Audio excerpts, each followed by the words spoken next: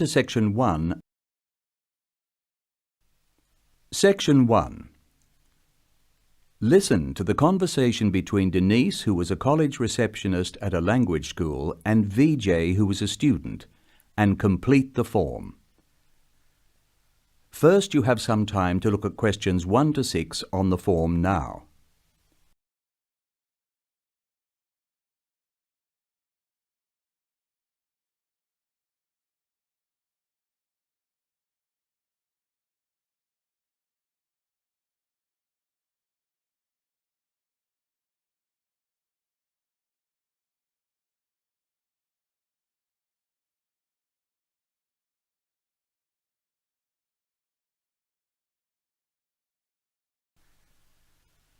You will see there is an example which has been done for you. The conversation relating to this will be played first. Hello, may I help you? Hello, is this the right place for me to register to study foreign languages? Yes, it is. May I have your name, please? Vijay. My family name is Paresh. Vijay Paresh.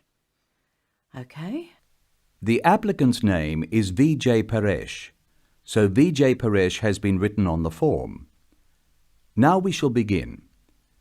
You should answer the questions as you listen because you will not hear the recording a second time. Now listen carefully and answer questions 1 to 6. Hello, may I help you? Hello, is this the right place for me to register to study foreign languages? Yes, it is. May I have your name, please? Vijay. My family name is Paresh. Vijay Paresh. Okay. Do you have a telephone number? Yeah, 909-2467. Thank you. Now, which language would you like to learn? We offer French, Italian, Cantonese, Mandarin, Spanish, Portuguese. I'd like to learn Spanish, please. Okay. Our classes are conducted in lots of different places. We have classrooms in the city and here in this building. What's this building called? This is Building A. I work near here, so it'd be best for me to study in Building A.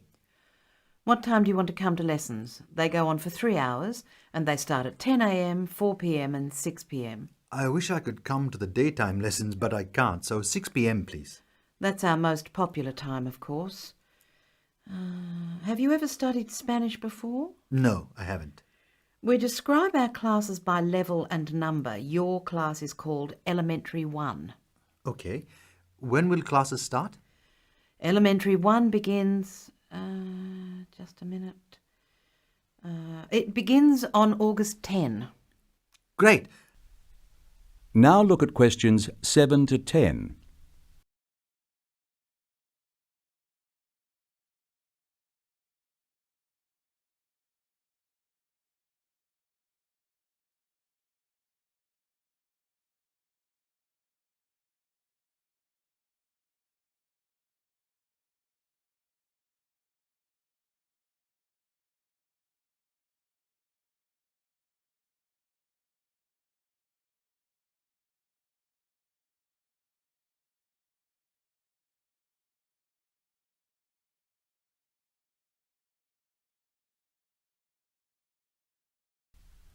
Listen carefully and answer questions 7 to 10.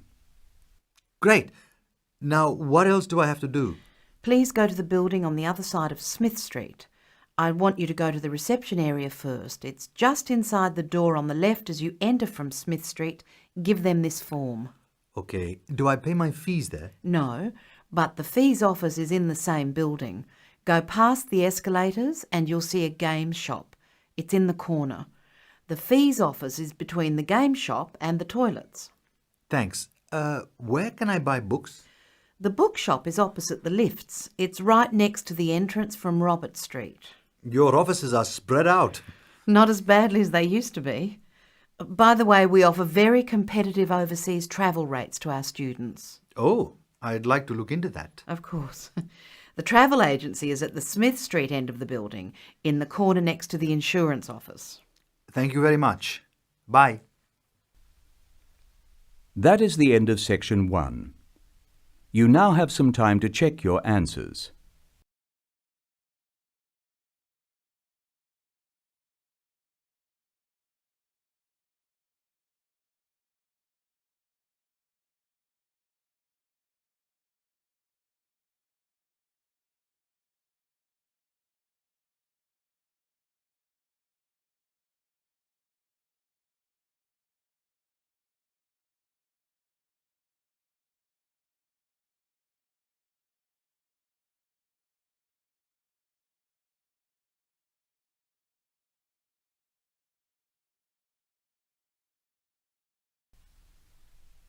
Now turn to Section 2.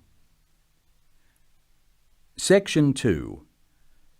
You are going to hear a talk by a dietitian who is an expert on diabetes. He will be discussing ways people can reduce their chance of getting this disease. First, look at questions 11 to 16.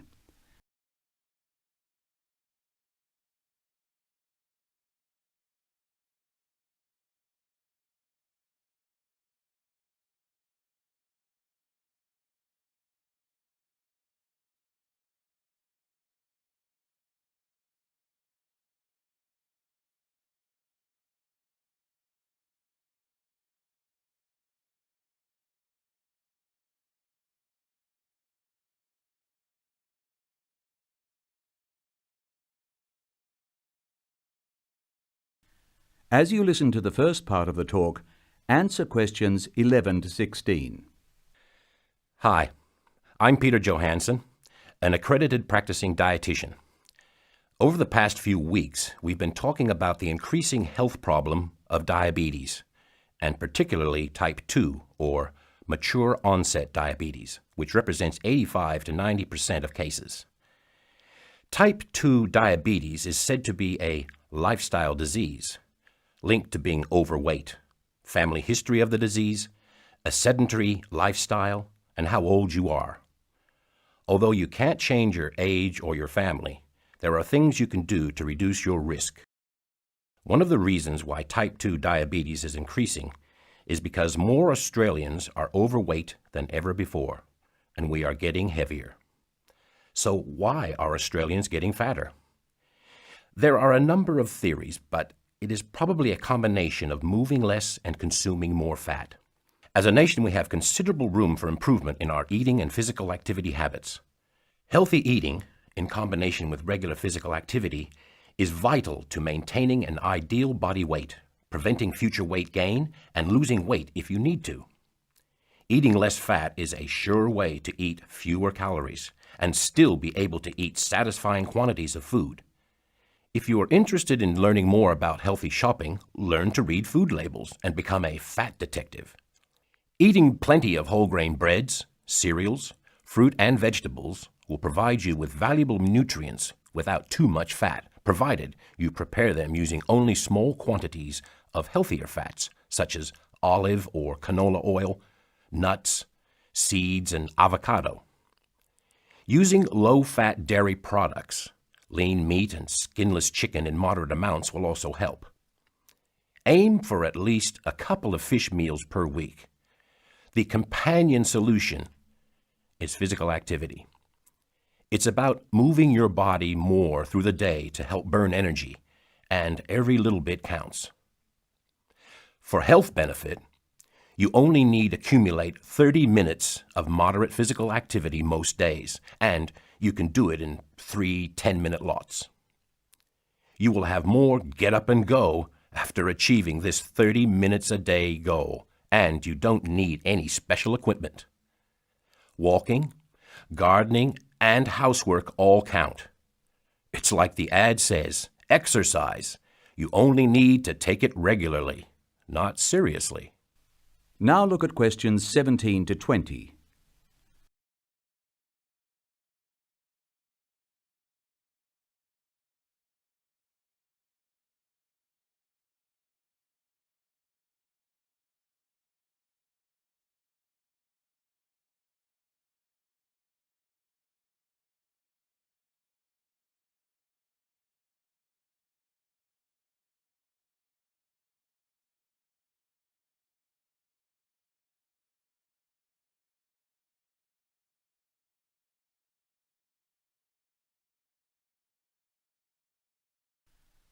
Now listen to the second half of the talk and answer questions 17 to 20. Now it's time to talk about the wellness calendar. It's called a wellness calendar because it's designed to keep you well. And so we have things like the achievement check, where you come in to record how far you've walked or run in the last week. Some people have gone for miles and miles. If you walk 3 times around the mall, you will have traveled a kilometer. The management of the mall really encourages us to walk in here. It's safe in all weather, They even let us have this meeting room as a community service. Back to the calendar. The blood pressure screen will be here on Monday the 5th, and it will be at 10 a.m. This is probably a good time for most people, so come and be checked. I'm sorry, that's wrong. The team will arrive at 11. Sorry. Access is the exercise class we hold in the mall. It's gentle exercise, but I think you'll find it'll do you a lot of good. The instructor will help find the correct level of exercise for you. Finally, the health visitor this week is Dr. Sally Long, and she is going to talk about ways to get a good night's sleep. I hope we'll see lots of people at her presentation on Wednesday the 14th. So stay well. I'll see you again soon. That is the end of Section 2. You will now have some time to check your answers.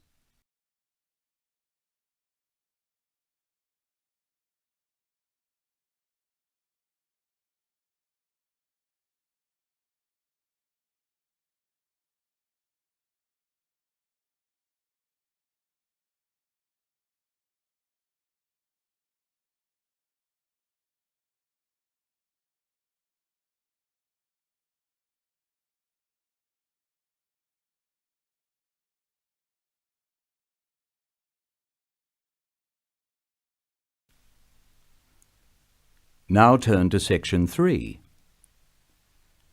Section 3. In this section, you will hear a discussion between a tutor, Dr. Lester, and two students, Greg and Alexandra, at the end of a talk about music. In the first part of the discussion, they are talking about some of the students' favorite instruments and favorite styles of music. First, you have some time to look at questions 21 to 24.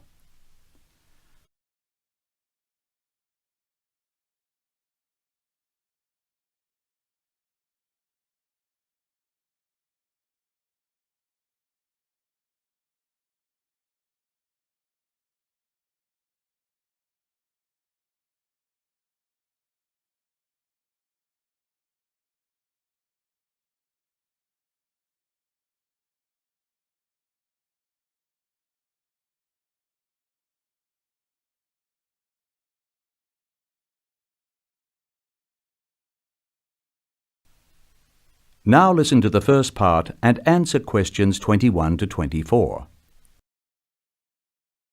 I think it's time we looked at the results of our survey. What did you find out, Alexandra? We're a group with very diverse tastes, Dr. Lester. I'm not surprised. What were the favourite instruments? Well, Greg loves drums.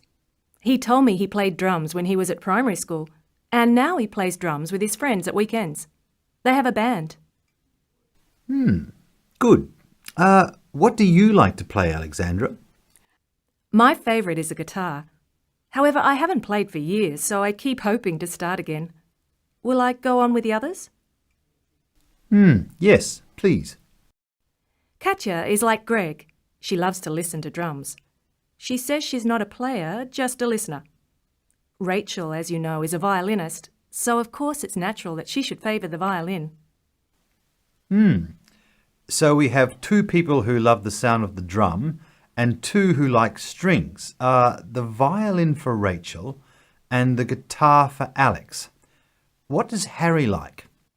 Harry says the best instrument of them all is the piano. He claims it's more versatile than any other instrument. Emiko plays a piano, but her favourite instrument is the flute. The flute? Yes, Emiko plays the flute too, of course. Thank you, Alexandra. Greg, will you tell us the students' favourite style of music? We're really very conservative. My favourite is classical music, and that's Alexandra's choice too. Katja claims to like rock. So that's a vote from Greg, Alexandra and Katja. Does Rachel prefer classical music? Rachel made a choice which surprised me. She plays the violin, so I expected classical or opera. But Rachel says that she prefers country music. How interesting. What's Harry's choice? Harry likes to listen to opera, and loves to go see a performance. He says opera has everything: colour and spectacle and theatre and great music. And Amiko? Amiko says jazz is her favourite music. She goes to listen to jazz every Friday evening. She also likes opera, heavy metal, classical, but jazz is the best. Thank you, Greg. I wanted to see what you all liked so I could understand your musical tastes more, and I want to move from this to a discussion of the psychological effects of music. In the second part of the discussion, Dr. Lester will talk about the way music affects our bodies. Look at questions 25 to 30 first.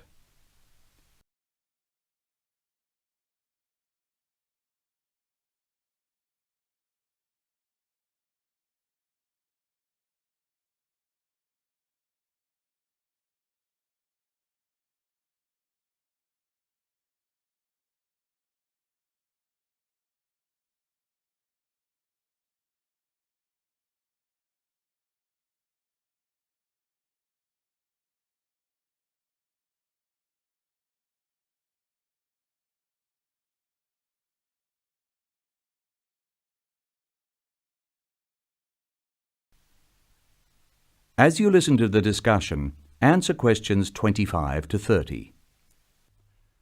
For the purposes of this discussion, I'm going to divide music roughly into two types: music which stimulates us and music which calms us. It seems that music which stimulates us gives rise to actual changes in our bodies. We listen to exciting music and our hearts beat faster, our blood pressure rises, and our blood flows more quickly. In short, we're stimulated. Soothing music, however, has the opposite effect. We relax and let the world go by. Our heart beats more gently, our blood pressure drops, and we feel calm. Alexandra, can you think of things which help us to relax?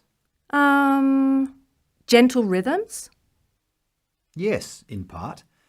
The melodies which help us to relax are smooth flowing and often have repeated rhythms. These rhythms are constant and dynamic, a little like the crash of the sea on the beach. Their very predictability is sedating, relaxing.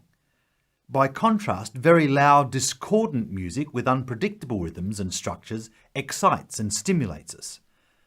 These two generalizations about the differences between music which stimulates and music which soothes are true as far as they go, but they are far from conclusive.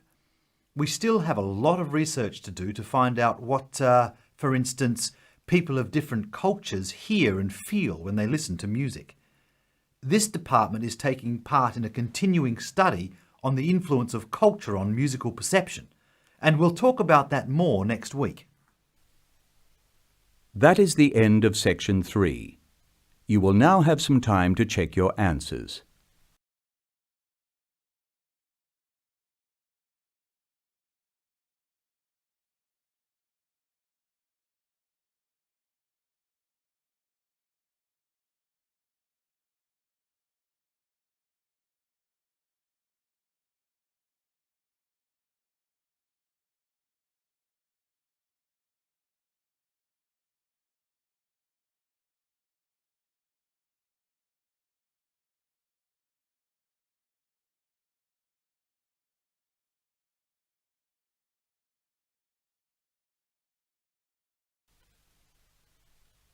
Now turn to section 4.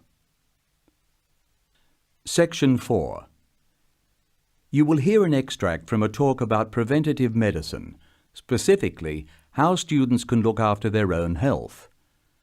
First, you have some time to look at questions 31 to 34.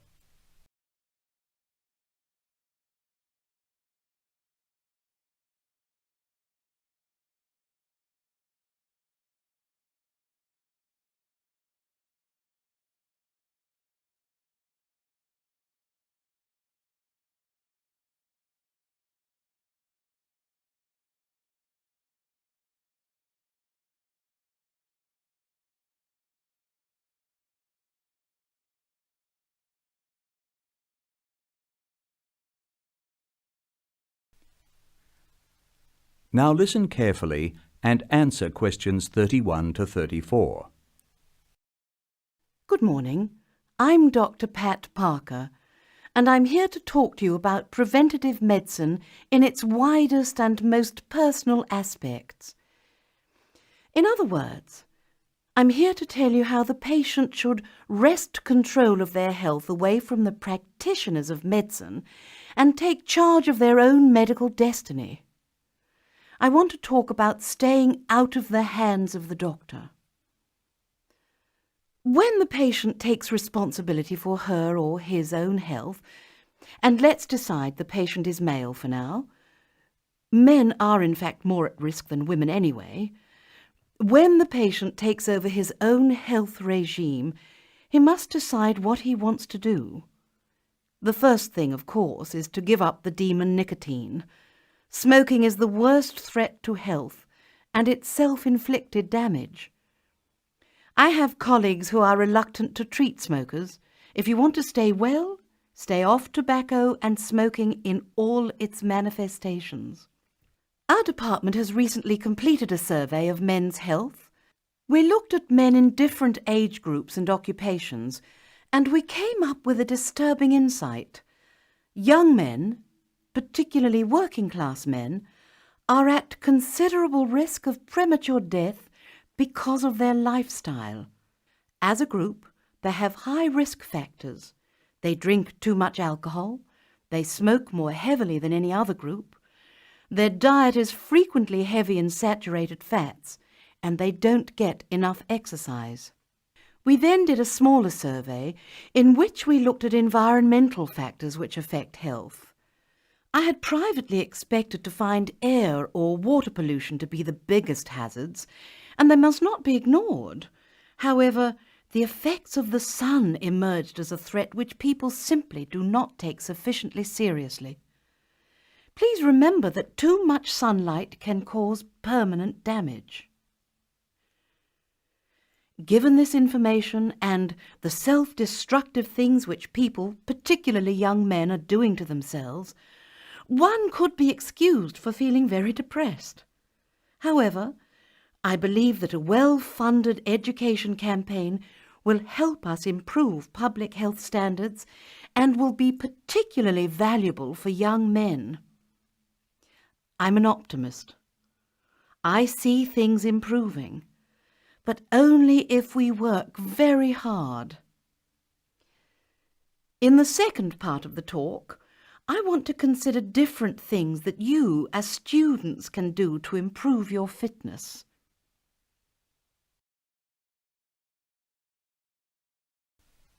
Now look at questions 35 to 40.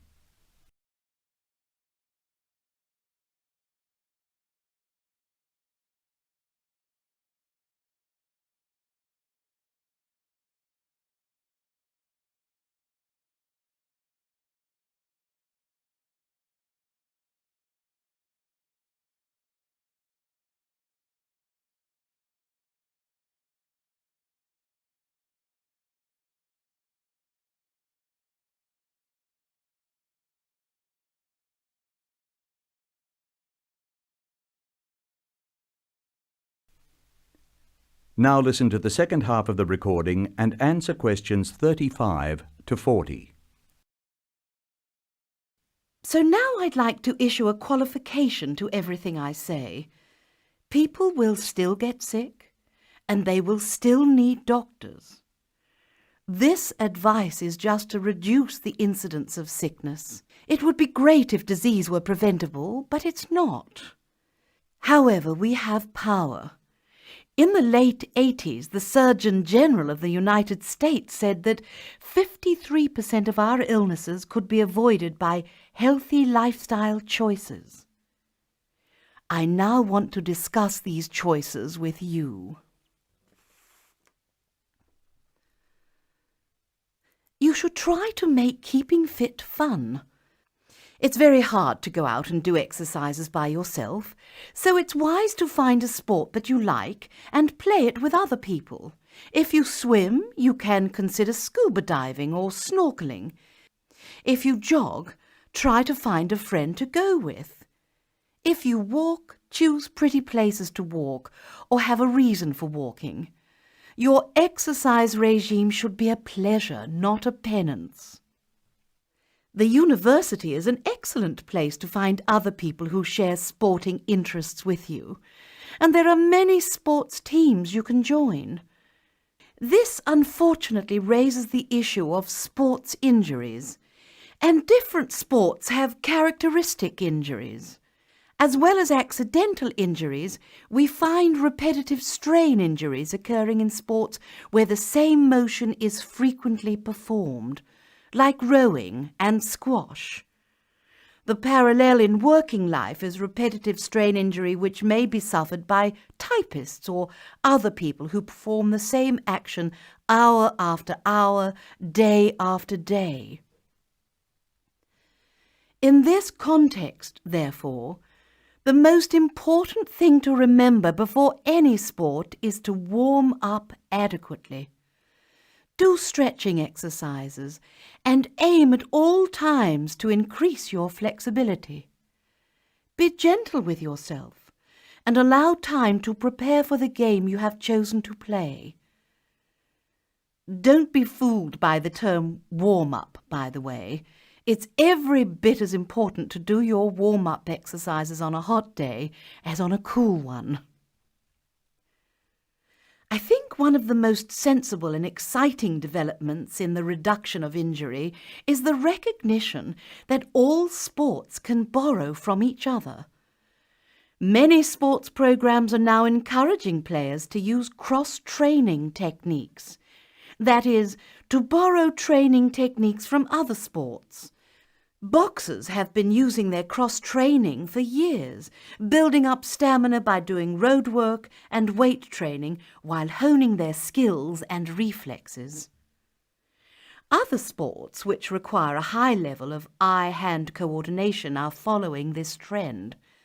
So you see table tennis players running and jogging to improve their performance, and footballers doing flexibility exercises which can help them control the ball better.